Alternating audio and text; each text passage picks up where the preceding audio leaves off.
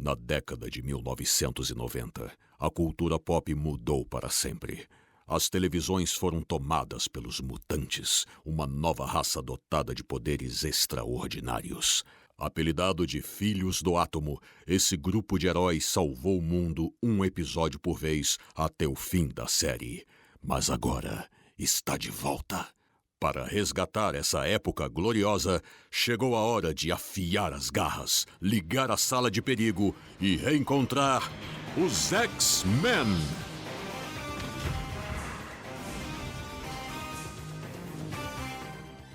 Você está na TV Colossus.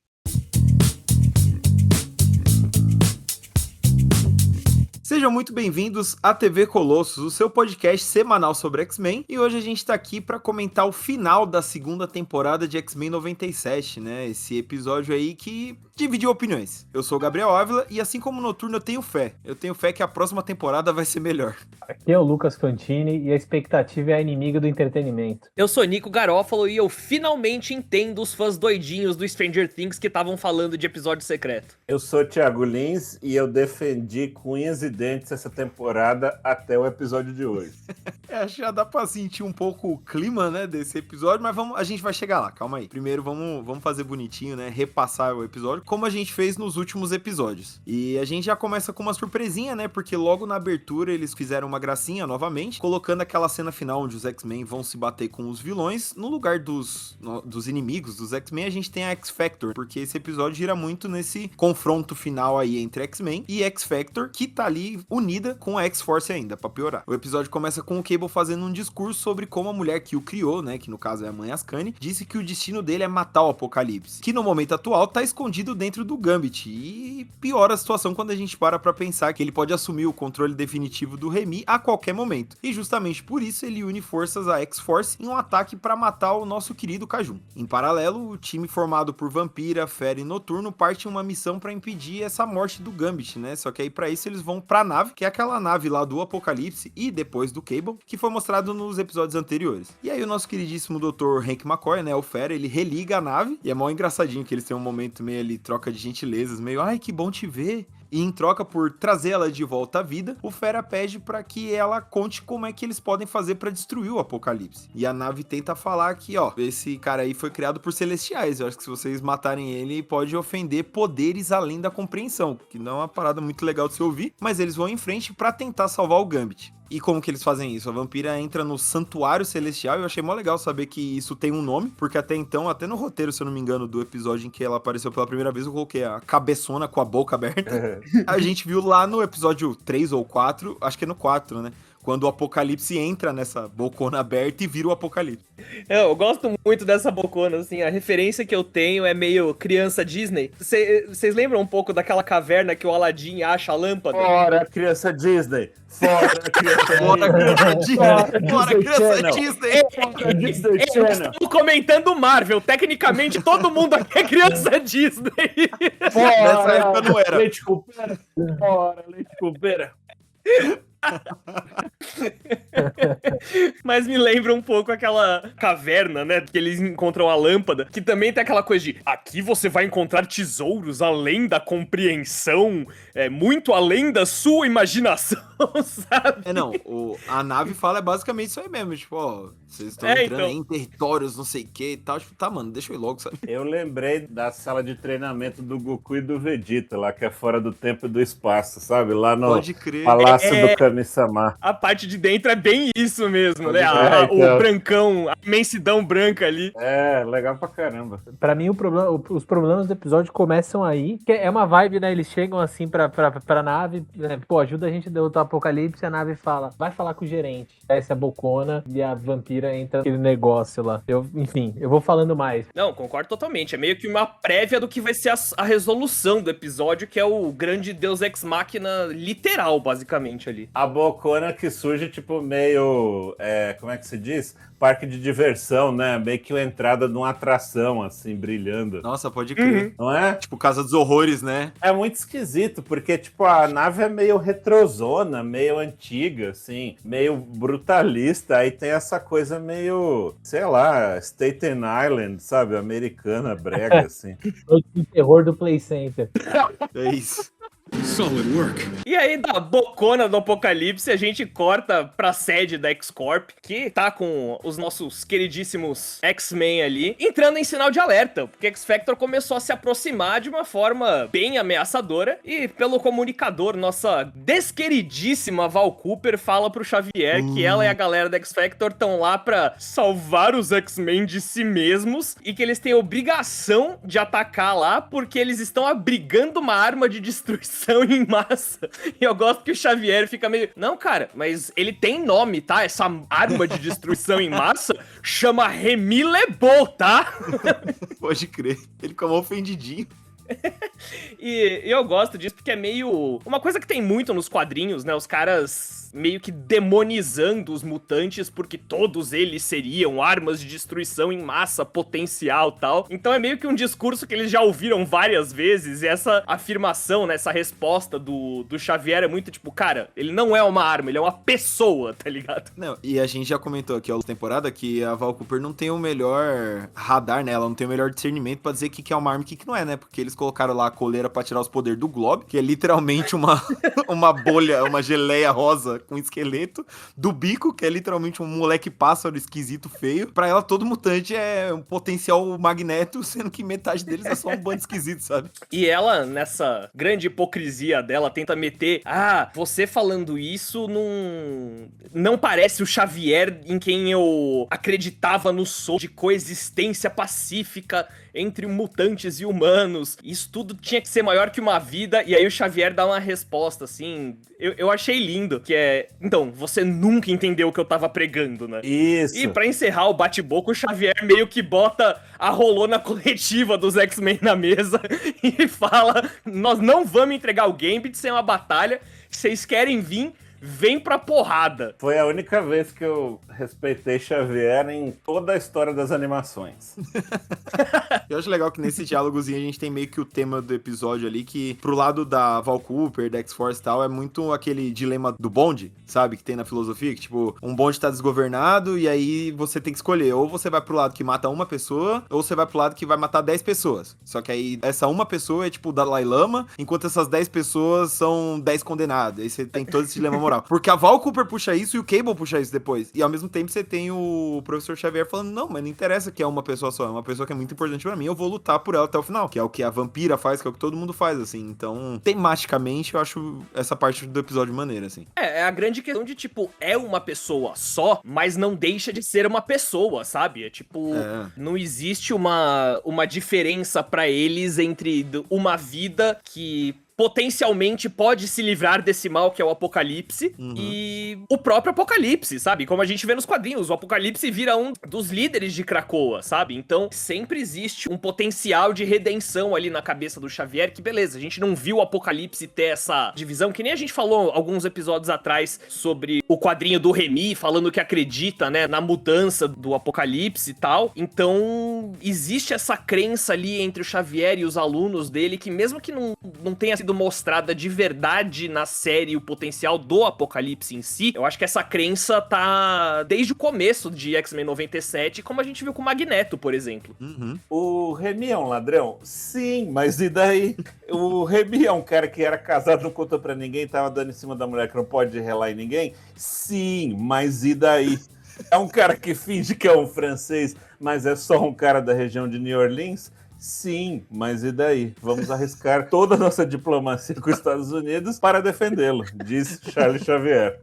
Que literalmente viu o cara que pode possuir esse cara matar o melhor amigo dele de anos, né? Então, assim, o Xavier realmente jogou dados com o universo e torceu pra dar certo. Você já deveria saber que meus X-Men e eu não nos renderemos. Mas é engraçado que nessa divisão aí entre salvar o Gambit ou não e tal, o Destrutor demonstra um mínimo de personalidade, primeira vez que ele faz isso em X-Men 97, porque ele tenta falar com o Val Cooper. Ele fala, pode pegar mal esse negócio da gente ir pra cima dos X-Men, porque isso significa que a gente tá entrando em guerra contra todos os mutantes. E aí ele deixa o subentendido assim, eu sou mutante, né, querida? E ela, não, nada a ver, a guerra é só com o Xavier. E aí ela, como uma boa chefe, ela não aceita a tréplica e manda o Cable botar eles pra dentro mesmo, vambora, não tem tempo, a gente tem que sair no pau. É só com teu irmão e com tua ex, a gente só vai bombardear o lugar que a única parente vivo tá, e tua ex-namorada também, mas tranquilo, assim, não leva pro pessoal, é só trabalho. Não leva pro pessoal, é uma boa. E enquanto ele tava também aprisionando um bando de criança e adolescente no porta-avião, tava tudo bem, né? Ali não era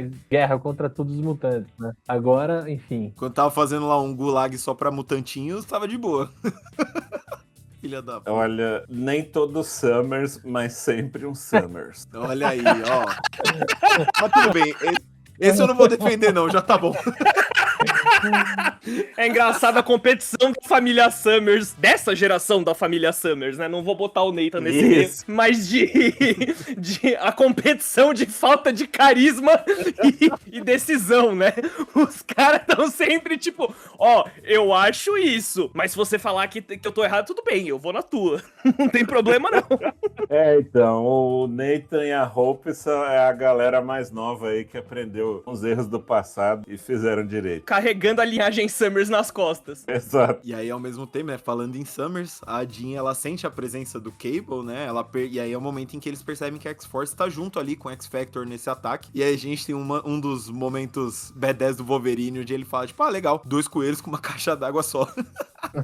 Eu sei que é cajadada, mas eu não consigo falar a frase certa, mas eu gosto muito que é simplesmente o Wolverine falando, é isso, como ele falou no último episódio, né, tô com a Adamante de volta, já tem gente pra enfiar a garra. Eu gosto do Wolverine do Cable, porque assim, é uma mente mais simples, entendeu? É tipo, o que tem que fazer? Vamos resolver. Hoje, à tarde, ouvinte, tava eu e o Fantini batendo boca, porque ele gosta do Ciclope, e ele valores que ele almeja, e eu acho que por eu ser uma pessoa que pensa demais, peso demais, é o que me atrai justamente no Cable. Eu vou ver, tipo assim, missão dada, missão cumprida, sabe? O Cable, desde o início desse episódio, é basicamente assim, tem que matar o Apocalipse. Se ele é o Gambit, mata o Gambit. É uma lógica muito coerente, assim. Homem prático. Exato. Então o Cable tá na dele, né? Tá seguindo a missão de vida dele. Pra onde o Apocalipse tá, ele vai apontar a arma, independente do corpo. E aí a gente tem esse momento onde o caos se instaura, né? O pau começa a quebrar lá no prédio da X-Corp e o Xavier tenta encontrar a vampira com a ajuda da Cérebra. Só que ele simplesmente não consegue porque ela tá num reino além do alcance, que é esse parque dos horrores aí que a gente comentou agora há pouco. E aí o episódio corta pra mostrar o que tá acontecendo com ela. E aí a gente vê a vampira chegando num lugar que é basicamente um vácuo, como o Thiago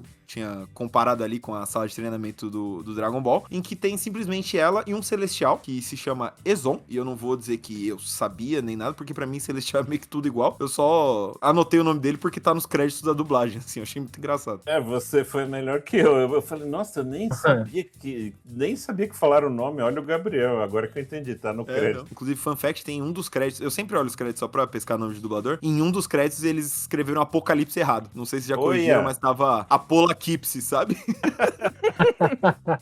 Bizarro. E aí, nesse momento onde a vampira começa a trocar ideia com o Celestial aí, ela já começa se lascando um pouco porque ele toma de volta aquela joia que o Gambit tinha roubado da Kandra no último episódio. E é mó legal que o Gambit fez todo um negócio sobre, não, essa joia vai te garantir imortalidade. O cara falou, não, devolve aqui. Isso não é teu, não. Não serviu pra nada. E esse Celestial, ele é igual aquele que aparece naquele filme Eternos. Vocês lembram? Não, óbvio que não, né? Ninguém lembra.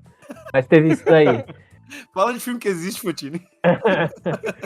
E aí é nessa cena que pra mim o negócio realmente começa a ir pro caralho, assim, porque a vampira ela fala que tá lá desesperada, que o homem que ela ama foi dominada pelo monstro que esse Celestial criou. Ele tá falando que a vida só avança às custas de outras vidas, e se o Gambit não conseguiu sobreviver, o problema é dele e tudo mais, né? E aí a vampira fica putaça, ela tem a brilhante ideia de tentar atacar aquele deus gigante na frente dela, óbvio que não rola, né, ele para ela fácil, e aí ela explica, não, mas eu amo ele, não sei o quê, e aí de repente, esse mínimo discurso da vampira, muda completamente a cabeça desse deus milenar, e ele muda as regras e propõe um plano meio bizarro, assim, de, se você ama mesmo, troca a sua vida pela vida do Gambit. E aí ela fala que faria qualquer coisa por ele e tal. Só que assim, basicamente o que acontece com ela é que ela sai da câmara com poderes tipo do Apocalipse, assim, com a armadura boladona e tudo errada e tal. Meio bizarro, assim, esse diálogo, sabe? Eu achei muito sem pé nem cabeça, assim, a conversa que eles têm. Tipo, ela faz um discurso mínimo e o Celestial muda completamente a posição dele e entrega uma armadura pra ela e fala, então vai lá, resolve.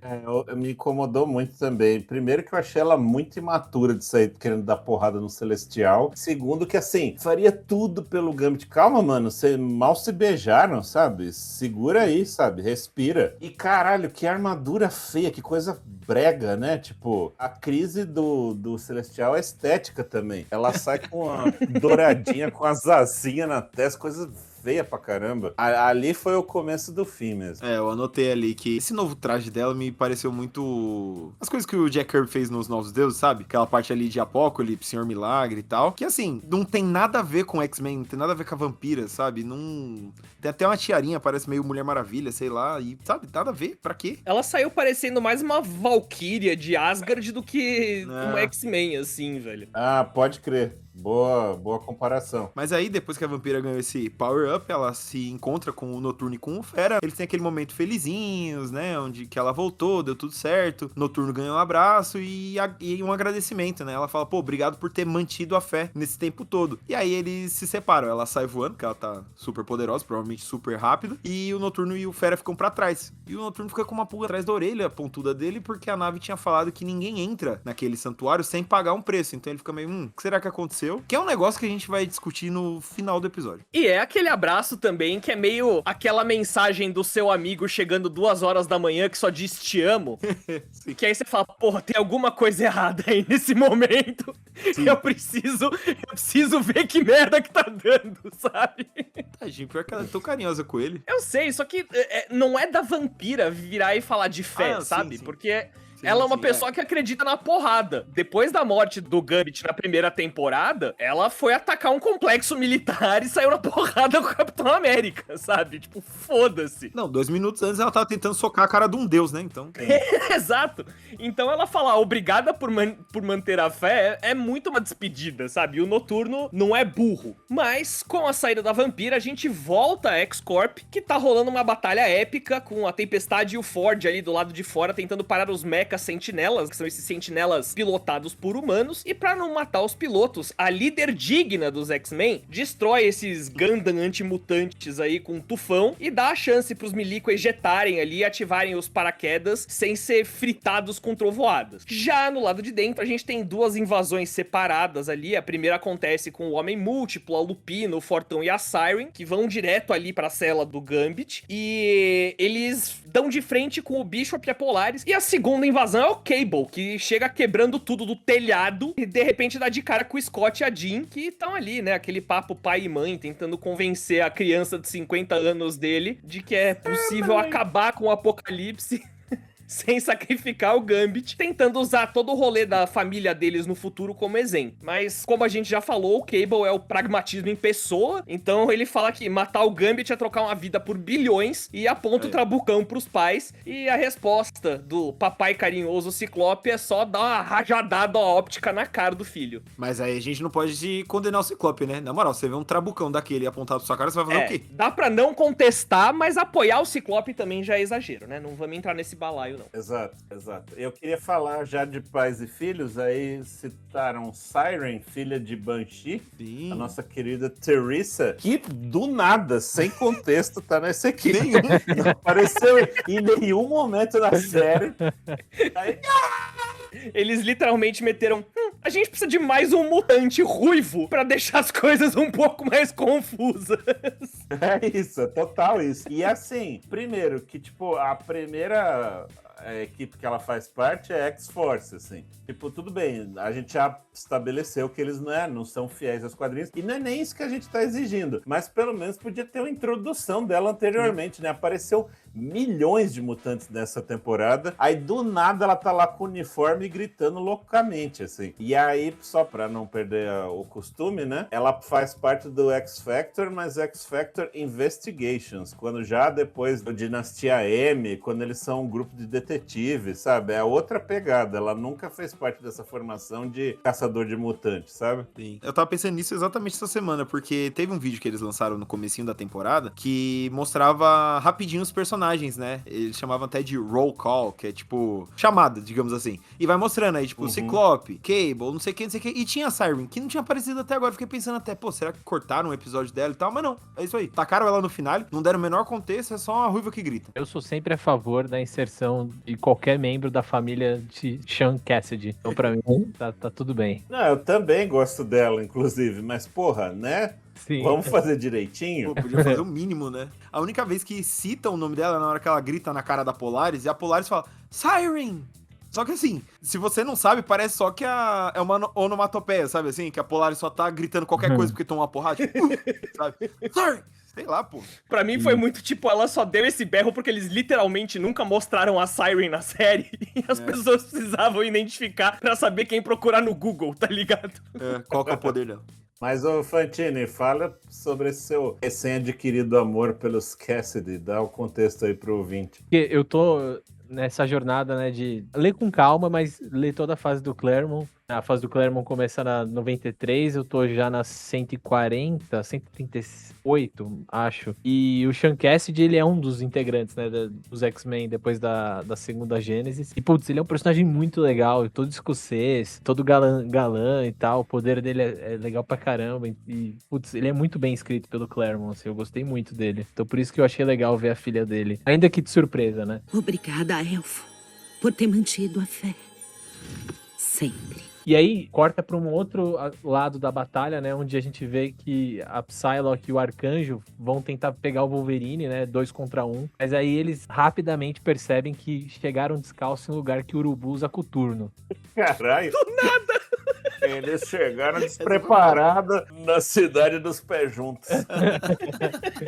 Eles atacam o Wolverine achando que tava tudo certo quando vieram o Morpho e vira o Dr. Octopus e aí aparece o Wolverine da parede mesmo. E aí tem uma puta treta legal entre eles, assim. É muito boa essa cena, assim. Eu gostei do Wolverine 100% traumado, né?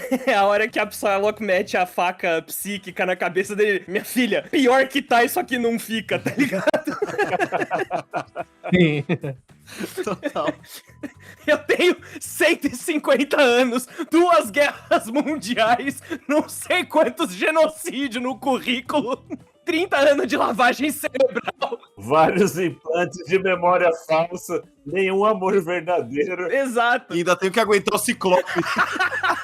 É engraçado isso porque, lógico, funciona, né, no contexto e tudo mais, mas eu lembro que uma das primeiras HQs que eu li, assim, que me marcou, chama só Guerra Secreta, no singular mesmo. A HQ gira em torno de uma missão que uns heróis, tipo Wolverine, Homem-Aranha, Luke Cage, não lembram que fizeram, né? E aí, vou dar um pequeno spoiler, desculpa aí, amigos e ouvintes, mas basicamente eles fizeram realmente essa missão, só que o Nick Fury mandou apagar a memória deles, alguma coisa assim. E quando o Wolverine sabe disso, ele age no instinto, assim. Ele não tenta nem conversar, ele vai pra cima pra matar o Fury mesmo. É lógico. É o calo dele, né? E o Fury sabe. Fusão do caralho. Exato, ele fala pro Fury, tipo, mano, a única coisa, sabe? É o único limite que eu coloquei, você Exato. extrapolou, seu filho da puta, sabe? É meio nesse nível, assim. É isso. Pode roubar a ruiva, pode roubar a minha espada, pode roubar a minha honra, mas não fode com as minhas memórias implantadas. Exatamente, assim. Mas aí, Nick Fury tá bem, nenhum Nick Fury verdadeiro foi ferido, que na verdade era aqueles robôs lá que ele usa pra se passar por ele, etc. Mas assim, aquela cena me marcou muito porque, velho, ele nem pestanejou, sabe? Ele só foi pra matar um aliado, assim. Muito, muito foda, assim, mas... Não, e é legal você levantar isso porque tem uma história na saga do Wolverine, que é o começo ali da fase do Larry Hama, que explica um pouco isso, porque assim, quando o Wolverine vai atrás das memórias dele, ele vai atrás do Nick Fury, e o Nick Fury não quer falar com ele. E aí ele pega uma moto, vai subindo pelas escadas de emergência de um prédio com a moto, vai até o telhado de um prédio, voa com a moto pra alcançar o... Como é que chama o negócio da SHIELD lá? Aeroespaçoporto, sei lá como é que chama aquilo. Aeroporto-avião. Isso. E aí... Aeroespaçoporto é foda. E aí ele salta assim com as garras, corta, entra e fala: e aí, Nicolas, preciso bater um papo papo contigo. E aí é isso, ele vai pedir ajuda dele. Então, ou seja, o Nick Fury sabe, ele pediu um favor, ele se abriu com ele. Então, ele usou meio que de má fé isso mesmo, assim, sabe? Ele tem toda noção do quanto isso é traumático pro Logan. E aí achei legal que na série eles transformaram isso tudo numa tirada cômica, digamos assim, que o Wolverine, eu acho que ele tá muito bom nesse quesito, assim, de sempre ter uma frasezinha, uma tiradinha, assim, que funciona pra não perder a pose, né? Afinal de contas, ele tá numa batalha com a Psylocke, além de ser uma psíquica, ela também é uma ninja. Então, se ele demonstra fraqueza, ele perdeu. Então, ele meio que usar isso de forma diferente, se blindar de uma forma diferente, eu achei bem feito. E a cara de tacho da Psylocke nesse momento é ótima, que ela faz uma cara de susto e o Wolverine com um sorriso de orelha a orelha, assim. Raro momento onde o Wolverine sorri nessa série. Nisso e quando ele tava possuído pela ninhada, que fica com aquele bocão. E aí, enquanto o pau tá rolando do lado de dentro, também tá acontecendo uma briga do lado de fora. Algumas, né? E uma das principais ali que ganhou mais destaque é uma batalha aérea entre a Jubileu, que tá a bordo do Pássaro Negro, e o Destrutor, que tá na nave da X-Factor, que não tem nome e dane-se eles também. E aí é muito legal que, de um lado, ele fica chamando ela de pirralha, ele fica falando, vou te dar uma lição, não sei o quê. E ela fica, sai, o tiozão. É mó legal, assim. Eu gosto muito porque é um raro momento também onde tem um... Eles estão, logicamente, lutando, mas tem um certo respeito, tem um... Sei lá, é uma dinâmica diferente ali do que simplesmente o desprezo que tava rolando entre os dois nos episódios anteriores, assim. O Destrutor até, tipo, elogia ela, assim, cara, você tá pilotando bem, sabe? Tipo, você era uma guerreira da X-Force, tipo, ele tem um respeito por ela ali, que beleza, a gente nunca desenvolveu o Destrutor em agora 7 temporadas desse cânone ali, né, da animação. Mas pelo menos existe ali um vislumbre dessa pseudo-personalidade dele, não sei, porque ele não tem personalidade de verdade, mas existe ali uma dica de tipo, cara, ele admira os outros mutantes, mesmo quando eles estão lutando contra ele. Ele vê a evolução dela, né? Porque a X-Factor apareceu quando a Jubileu era recém-chegada, basicamente, aos X-Men. Então ele tem essa admiração pela evolução que ela mostrou ao longo dos anos, como membro dos X-Men, da X-Force e tal. Eu achei um momento fofo no meio da batalha ali. E a própria Jubileu sempre fazendo as brincadeirinhas dela ali pra tentar desconcertar ele. Essa troca, assim, foi um dos poucos pontos altos do episódio. E a Jubileu prova, né, que ela merece esse reconhecimento mesmo, quando ela faz toda uma manobra de pular pra fora do jato, usar os próprios poderes pra enganar o míssil que o próprio Destrutor tacou e devolver pra ele. Então a gente tem aí mais um avião abatido, no caso da X-Factor, pra tristeza do Fantini, né, mas pelo menos não era o Pássaro Negro, então acho que nessa nosso querido amigo vai ficar tranquilo aí. Eu teria aliviado, assim, que não foi pelo menos o avião dos X-Men, assim, tava ficando ridículo, mas assim, eu arrisco dizer que essa é a animação com maior ET de aeronaves. Eu cravo isso daí. É porque como não dá pra ficar destruindo a Mansão Xavier toda semana, pelo menos os Pássaro Negro dá, né? Fica mais crível. E aí, do lado de dentro, o X-Factor continua avançando. A gente tem ali o embate entre o Bishop e a Polaris contra o Fortão, a Siren, a Lupina e o Madrox, o Homem Múltiplo. E é uma briga meio covarde também, né? Pô, a X-Factor, pelo jeito, eles só agem na covardia. Assim. Não, a X-Factor e a X-Force, né? Porque com o Wolverine eles foram 2 contra 1. E nesse foi mais ou menos isso, assim. Porque além de ser 4 contra 2, ainda tem o Madrox que se multiplica mais ainda, né? Então eles estão lá meio que dando uma surra nos coitados dos 2 X-Men que estavam ali pra guardar a porta. Quando o próprio Gambit surge, e aí ele tem um momento badass, onde ele quase que sozinho dá um pau em todo mundo ali. Ele joga a Siren longe, ele nocauteia a Lupina e principalmente ele dá um pau nas cópias do Madrox, né? Ele bate na maioria delas e quando ele cansa simplesmente usar o coitado do Jamie de saco de pancada, ele só energiza as cópias e é isso. Chega, game over, sabe? Então, mas isso aí eu achei mal feito, porque ele bate e não aparece outro. Tipo, a graça toda de ter porrada com o Madrox é quando mais você bate, mais Madrox aparecem. Aí meio que o desenho deu a entender que, tipo, é o Madrox que decide quando multiplica. Aí eu não entendi. Enfim, fica aí minha queixa.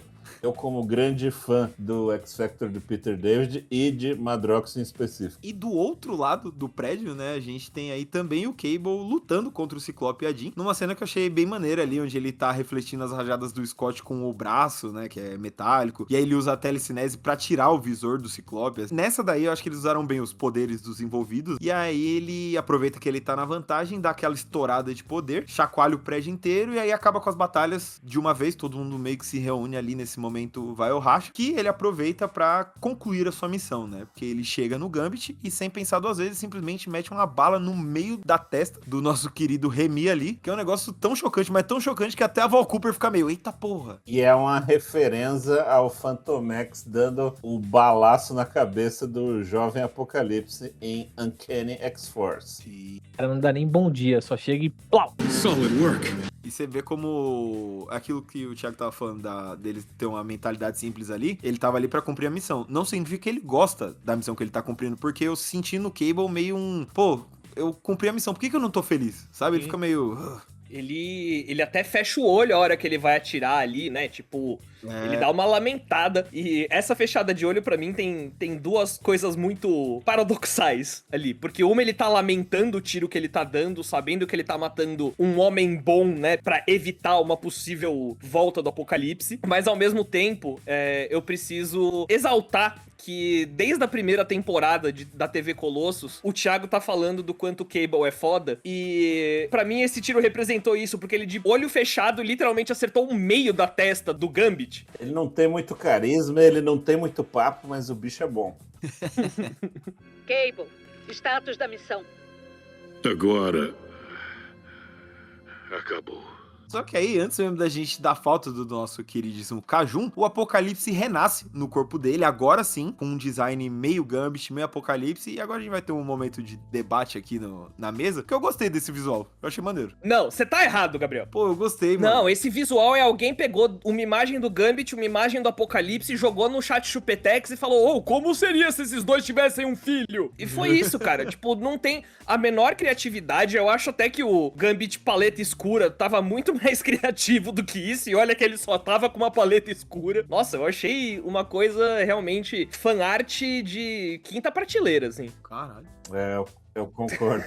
Eu gostei, porque no outro, que tava só o Gambit Dark, fazia sentido ser só ele com a paleta de cores trocada, mas ali eu achei meio, sei lá, pouco inspirado. Não sei se porque a gente tem a imagem dele no gibi, né? E tem umas diferenças, o cabelo muda, a roupa muda, enfim. E aí nesse eu acho que foi um lance meio, já que é pra representar os dois, já que é pra representar o corpo que o Apocalipse tá roubando, digamos assim, eu acho que faz sentido ter as duas coisas, sabe? Eu não sei, eu acho que seria melhor, tipo, se fosse mais Apocalipse e menos Gambit, sabe? Eu também acho. Sei lá, deixa 90% do Apocalipse e deixa, sei lá, o cabelo do Gambit, sabe? Que é meio que uma assinatura. O Apocalipse com a franjinha, assim. Apocalemo. Eu gostei. Tudo bem, Gabi. Você é emo. A gente entende. Você é emo, você vai no show do Fresno, tá tudo certo. Eu gosto de franjas, galera. My Chemical Gabs. My Chemical Gabs. Mas é isso, né? Assim, tudo que eles estavam fazendo não foi pra nada, né? Mesmo com o balaço na testa, aconteceu o que eles estavam buscando evitar. E o Apocalipse meio que retornou desse jeito feio pra caramba. Dane-se a opinião do Gabriel, é feio.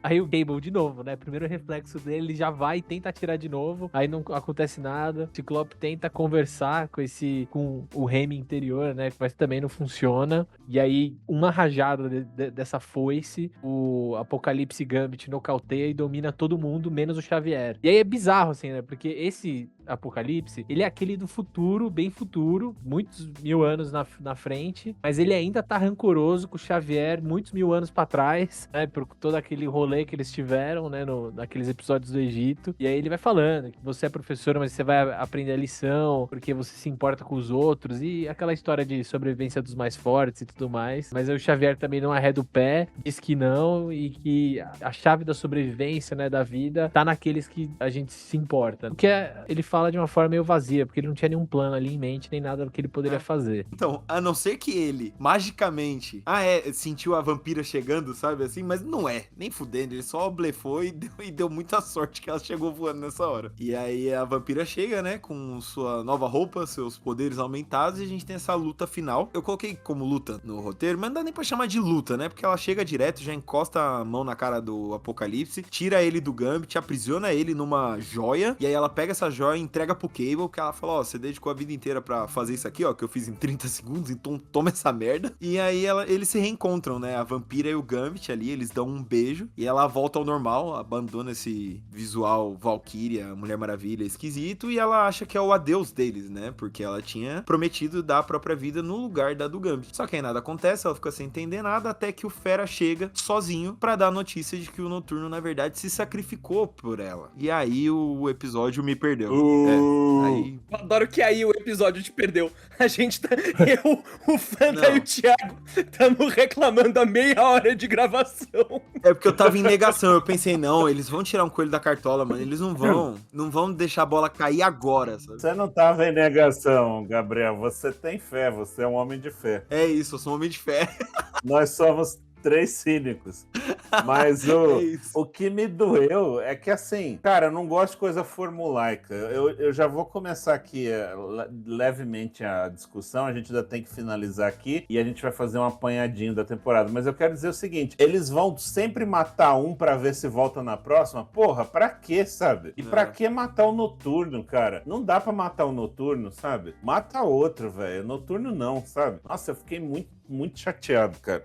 Eu acho que não se justifica muito, assim, porque, voltando pro episódio, né, a gente tem, entre as um flashbackzinho, que aí a gente vê o Noturno conversando com o Ezon, né, o Celestial, que literalmente mete pra ele, né, mas quem que você é pra questionar alguma coisa aqui? O Noturno fala, não, Vossa Excelência, porque o Noturno é safo também, né, ele sabe que ele tem que afagar o ego ali. Tô aqui pra te contestar de forma nenhuma, meu querido, eu tô aqui pra completar. E aí ele fala, não, porque a minha lembrança vai ser uma semente pro crescimento dos outros, né, dos X-Men e tudo mais, que vão ter a chance de compartilhar, de aprender, de construir um futuro melhor. E como isso, Malemar, vai ao encontro dessa filosofia do Celestial, de que, né, de tornar o mundo melhor, só que em vez da violência pelo sacrifício, né, ele pergunta pro Noturno, ele fala, você tem certeza que isso vai acontecer? Como é que você sabe? E o Noturno fala, é porque eu tenho fé. E aí a gente termina essa temporada com um puta gosto amargo na boca, assim, porque sacrificar o Noturno já é um negócio que eu realmente não acho legal, porque nós ouvintes estão escutando aí a gente falar a temporada inteira sobre como é legal o Noturno e tudo mais, mas eu acho ele um personagem muito legal, um personagem muito rico mesmo, assim, que ganhou espaço aos poucos ao longo da série, né, na primeira temporada ele aparece lá pela metade, né, se ele já ganhou mais destaque, pra pumba, morreu, sabe? E foi que nem o Thiago falou, assim, parece que é muito pra ter um momento de surpresa, um choque de uma morte surpreendente, sabe? Com o Magneto eu já senti um pouco isso, que era uma tentativa de repetir o Gambit, e aí você trazer um sacrifício nos 45 do segundo tempo, sabe?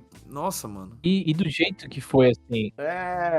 Cara, pra quê, sabe, assim? O que me fez pensar, eu acho que eles não estão sabendo, aquela pergunta, o que vou fazer com 14 X-Men do Xavier, sabe? Acho que eles não estão sabendo, assim, tipo, divide em equipes menores e faz aventuras independentes, sabe? Eu acho que esse lance de querer amarrar tudo com o que veio e com o que virá não tá fazendo bem pra essa série, não. Essa temporada é meio que a prova disso, assim, pra mim foi do nada pra lugar nenhum, assim. Pois é, e foi muito mal explicado, assim, igual quando aparece o Dark Gambit, assim, eles nem explicam direito o que aconteceu, por que aconteceu, e aquele vilão que era super forte, estava sendo preparado pra temporada, ele simplesmente, né, some do nada. E aí agora também o sacrifício do Noturno é muito bizarro, assim, ele só entrou lá na câmara, se ofereceu, por algum motivo, pra aquele Celestial fazia sentido sacrificar o Noturno pra dar o poder, a Vampira poder destruir, o Apocalipse, que esse mesmo Celestial deu o poder milênios atrás, enfim, é um negócio que pra mim não encaixa, assim, sabe? Uma coisa não linka com a outra e ficou muito mal feito. E eu também fiquei triste porque eu gosto muito do Noturno, assim, acho que a equipe perde muito sem ter ele ali no meio, sabe? Muito. Pra mim, a morte do Noturno tem um peso muito maior porque ele é o grande não cínico da equipe. Todas as revistas que a gente lê com ele, todos os episódios que a gente tem com ele é meio que o coração mesmo dos X-Men, porque ele é o cara que mantém a fé, e não é a fé em Deus, a fé em Cristo e tal, é a fé num futuro melhor, assim, de que as coisas estão acontecendo por um motivo pra que eles melhorem. E ele é um cara que equilibra os X-Men nesse quesito, é o cara que, na minha cabeça, assim, na minha concepção de Noturno, mantém os X-Men acreditando no próprio trabalho. Eu também. Sabe, é claro que a gente tem, toda a filosofia do Xavier, a gente tem os passados deles que eles não querem repetir com outras crianças, não sei o quê. Só que quase todos os X-Men, em algum momento, tem um ponto de quebra em que alguma coisa acontece que eles viram pro outro lado. Ciclope, a gente tem todo o X-Men contra os Vingadores. A Jean Grey, a gente tem Fênix Negra. O Wolverine tem todo o passado violento dele como Arma X, né? Que não era ele necessariamente, era mais o governo, mas existe uma coisa ali que o Noturno mantém todo mundo do bem. Sabe? As amizades próximas que o Noturno tem, inclusive com a Vampira durante essa série, é o que faz o equilíbrio desses caras de não desistirem. É a fé dele que mantém a fé dos outros. Você desistir disso e falar, ai não, vai fortalecer a fé deles? Não vai, cara. Porque a resolução foi perder o único ponto de inocência que sobrava na equipe. E eu acho que fica um pouco vazio, assim, porque eu acho que fica meio que um paralelo, né? Ah, ele se sacrificou do mesmo jeito que o Gambit se sacrificou lá na primeira temporada e tal, só que aquilo lá foi bem melhor construído, sabe? E eu acho que essa conclusão foi meio que um sintoma de um problema da temporada como um todo. Eu entendo quando o Thiago fala que ela meio que vai do nada pra lugar nenhum, porque ela não soube trabalhar quase nada do que ela se propôs. Por essa conclusão do Noturno, você pensar, foi uma temporada pra mostrar o arco dele até esse sacrifício. Não, a gente tem um episódio lá do julgamento e tudo mais pra ilustrar como ele é um homem de fé, mas assim, nada que o Noturno já não tivesse demonstrado antes. Aí você pensa, é sobre o Apocalipse. Não também, porque a gente tem ele muito forte nos primeiros episódios, aí ele some da série e volta dentro do corpo do Gambit numa correria do caralho. Isso pra mim é o pior. Pra mim foi muito anticlimático. Eu achei que até o Apocalipse fodão, assim, que até a cena do trailer que enganou a gente, vou atacar eles onde eles estão mais frágeis. Aí vem o Gambit, sabe? Porra. Sozinho, sem outros cavaleiros, sem nada, Sim. sabe? A impressão que eu tenho é que, assim, a gente assistiu 9 episódios de uma temporada de 15, que ficou faltando muita coisa pra preencher ali essas lacunas, pra entregar uma coisa com unidade, sabe? E é um problema que muita gente tava reclamando já no episódio do Wolverine. E ali eu não levei por esse lado, porque eu pensei, pô, normal é um episódio de respiro, é um elenco grande, né? Você dá um episódio pra desviar um pouco e voltar depois, normal, foi o que aconteceu na primeira temporada também, lá com o Mojoverse e tudo mais. Só que não, parece que ali, a partir dali realmente degringolou, eles não souberam pra onde ir e amarraram tudo muito correndo, assim. Tanto que é totalmente anticlimático isso, da batalha final ser resolvida literalmente num tocar da vampira na cara do Gambit, e aí ela se sacrificou, mas ganhou um prêmio, tipo, você foi tão boazinha que outro cara foi lá e se matou por você, sabe? E beleza, eu prefiro a vampira viva também, sabe? Mas não às custas do Noturno desse jeito, sabe? Sei lá. Cara, eu vou falar que eu sinto também que faltaram, assim, uns 5 episódios. Sabe? Se tivesse dividido a temporada no meio e o segundo fosse, como foi nos quadrinhos, o protocolo de sucessão, alguma coisa assim, né? Que foi com o Arcanjo na época dos quadrinhos. Eu acho que o Thiago vai saber melhor falar disso, porque eu acho que foi na X-Force. Em que o Arcanjo vai aos poucos se transformando no Apocalipse, que vai dominando ele, que ele vai perdendo o controle. Eu acho que seria muito mais produtivo, desembocaria numa batalha final contra um Apocalipse Gambit ali no corpo do Gambit. E aí você poderia ter todo esse debate de não, ele tem que morrer o Gambit pra poder matar o Apocalipse também e tal. Mas da forma que foi, cara, é muito apressado. Não existe nenhum desenvolvimento, nenhuma justificativa pra mudança de visual da vampira, por exemplo. É que tá, nada para em pé. E fica pior quando você para pra pensar que, assim, o lance do Apocalipse atrás do Gambit, meio que a gente já sabia disso desde a cena pós-crédito da primeira temporada. Então, 2 anos atrás. E aí vocês vão enrolar isso até o penúltimo episódio da temporada pra resolver com um Deus Ex Machina safado no episódio seguinte, sabe?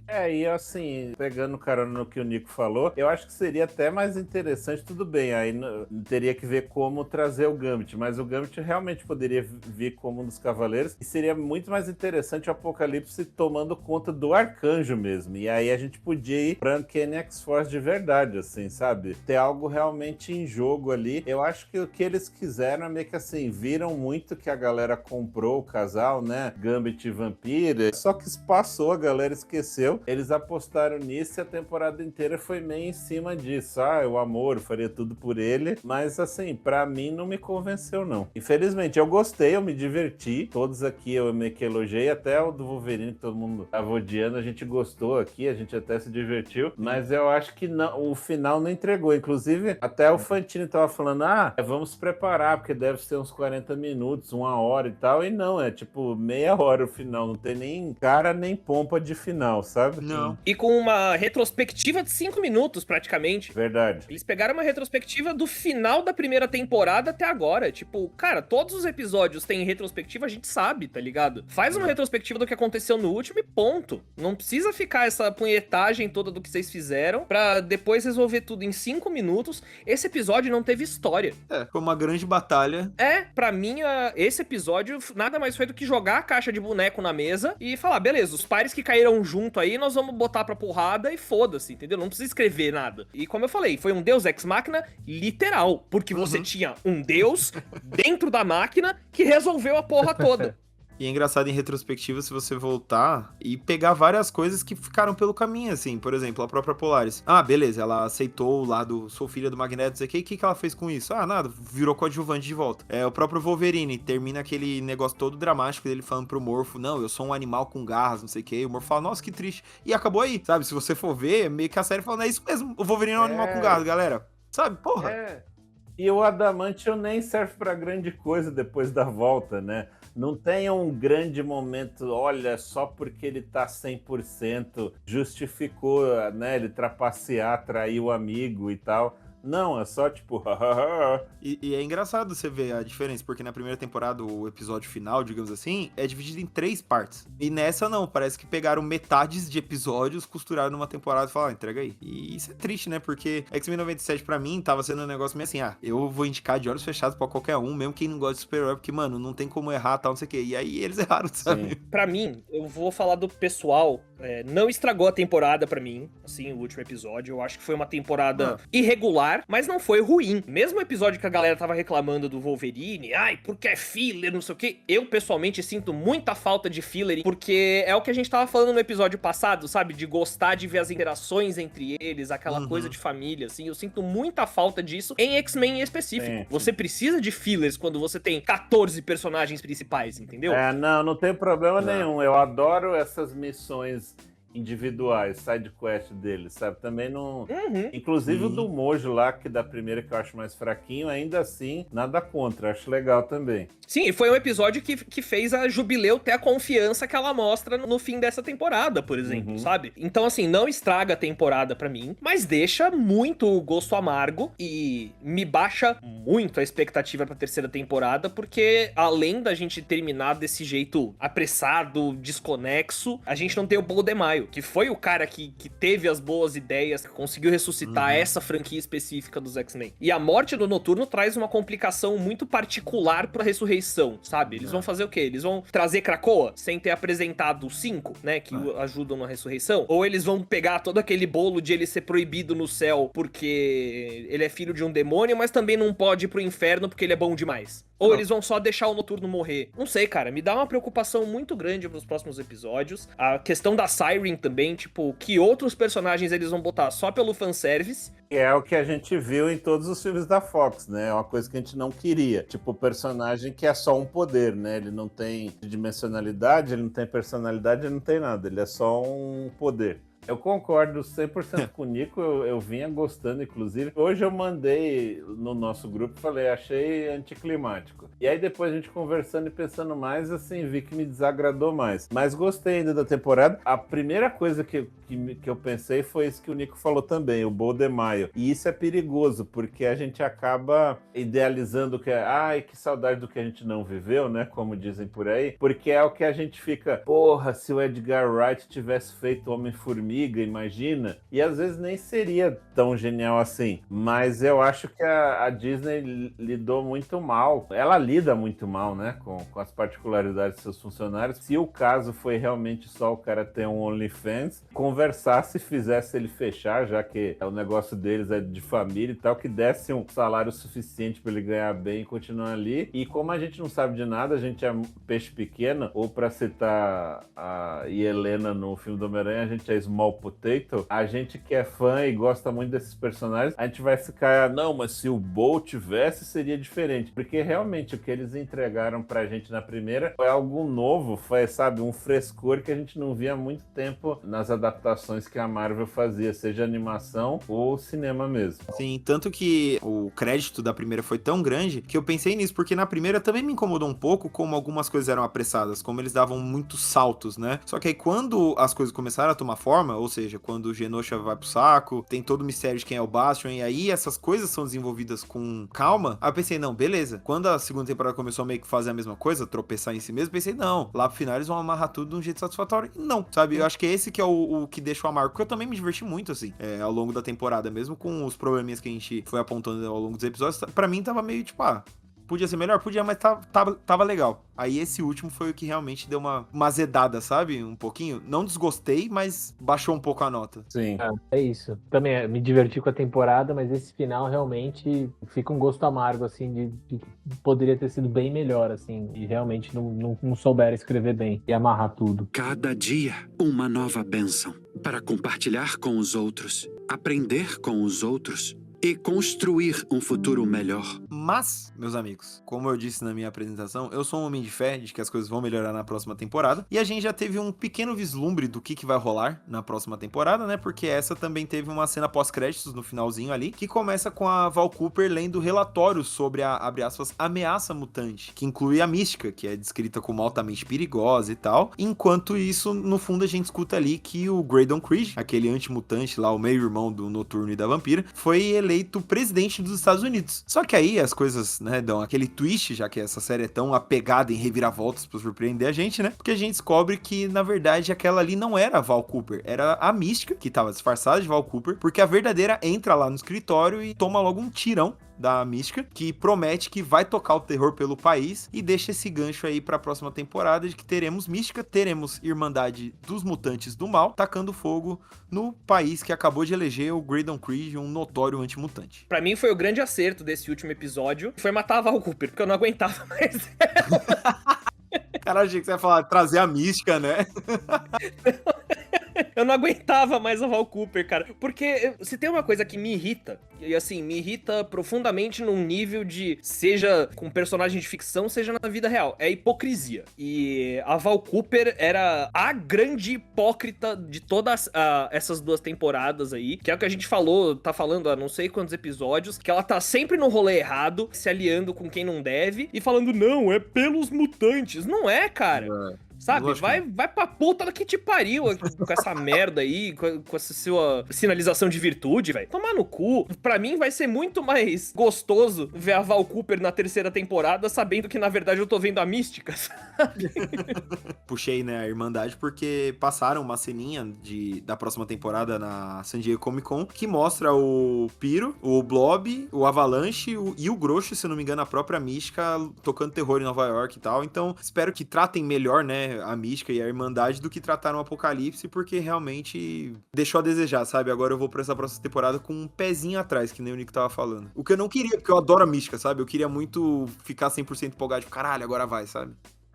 E agora que tem o Creed como presidente, tem a Irmandade, acho que o tema da temporada vai girar em volta, né? Tipo, da opinião pública, dos X-Men tendo que lidar com as merdas que a Irmandade faz em nome dos mutantes, assim. Tô animado pra próxima temporada. Eu acho que o desenho é muito melhor que todos os filmes da Fox. O pessoal sabe a minha opinião aqui. Mas eu espero que eles tenham tido mais tempo pra pensar no final da terceira. Até porque agora eles estão prometendo entregar uma por ano, né? Sim. Mas que, enfim, talvez até a gente vendo a terceira justifique mais a segunda, sei lá eu. Mas vamos ver. Eu espero que o final seja, sabe, que dê uma sensação de final mesmo. Porque esse pareceu que ia ter mais um ou dois e já acabou, né? É o que eu falei no começo de acreditar no episódio secreto, tal qual os fãs de Stranger Things. Exato. Eu tô aqui cruzando os dedos pra semana que vem saírem 2 episódios e falar, brincadeirinha! Gente, vamos esperar mais 72 horas que vai rolar.